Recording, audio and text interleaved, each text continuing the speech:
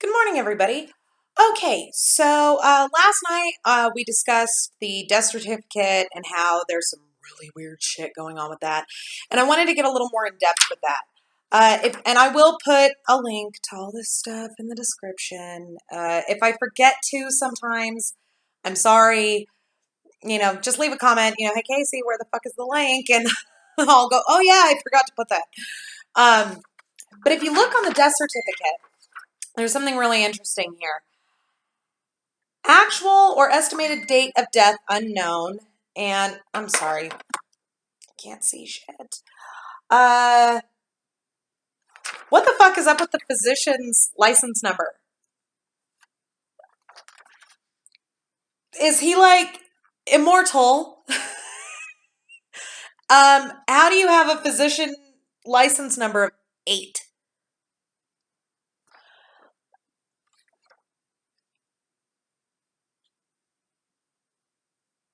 Is he a vampire? Like, how the fuck did this? Is he like that Cullen guy from Twilight? Like, how the hell did this happen? I'm not getting it, folks. Now, the other thing that I find really interesting is right up here in this little area. It says, body found 24 or more hours after death, and it's checked no.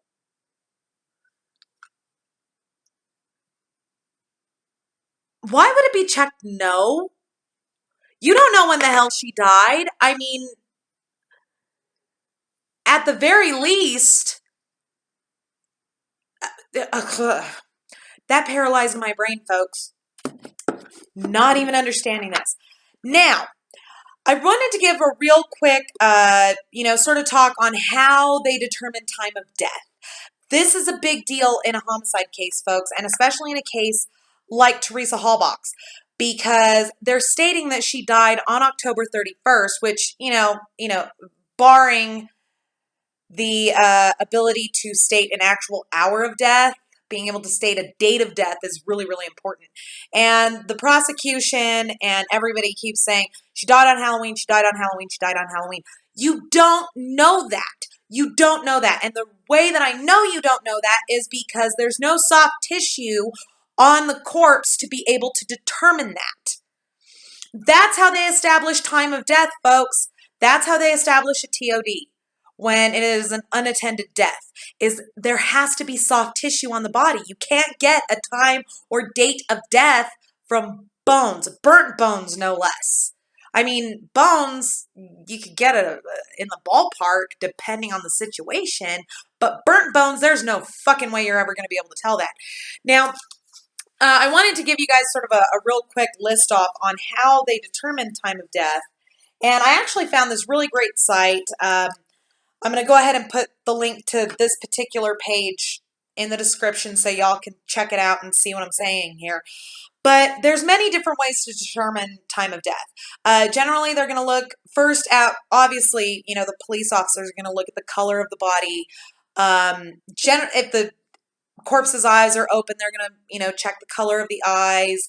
Although the eyes can also tell you one other thing, but that has to be checked by the medical examiner, and that is the vitreous fluid that's inside of the eyeball itself. They'll take a sample of that, and there's a test that they run. The color of the corpse will generally tell you a lot, especially if there's lividity. Lividity is when the blood pools on whatever part of the body is facing down. So say a person dies laying on their side, all that blood is going to settle on the side that they're laying on. And so you can generally get a pretty good idea of a TOD with the amount of lividity that you're seeing. Loss of body heat is a big one. Medical examiners love to use this because it's pretty fucking accurate. Generally, they'll go for liver temperature. Liver temperature is very, very, it's pretty accurate. And what they'll basically do is take this giant fucking meat thermometer and stick it in the corpse into the liver and test the liver temp. That's usually pretty accurate, although there's no liver to test in the case of Miss Halback. They'll go for rigor mortis failing that. And to be honest, I can't really recall like how many hours after death rigor mortis sets in, and then after rigor mortis, livor mortis sets in. I don't remember all of that, so just go to the site, you'll read it. But they usually go with that. And then failing any of those, I mean, there's so many ways to tell time of death, but all of them require soft tissue. They require a pretty intact body. Putrefaction is a big one. How rotted the corpse is and things of that nature. That's a big deal when it's a body that's obviously been there for days on end. They'll go for putrefaction. They'll look at maggot growth in certain areas. That can tell the medical examiner and the homicide detectives a lot about time of death. Time of death is extremely important, obviously. So what gets me is that they keep saying she died on October 31st, but they don't actually know that. But they keep stating it like it's fact. You can't state something as fact on the record if you don't know, if there's no scientific way for you to know for sure that her death was on October 31st. So knock it off. That's what I'm saying here, folks. Now, last night in my video, I did talk about the partial match, the partial DNA match to Teresa Halback. And I told you that it was at 7 Loki, which is shit for determining identity. Now, my partner in non-crime, Jonathan Bolsinger, he studied quite a bit in biological chemistry and, shit like that.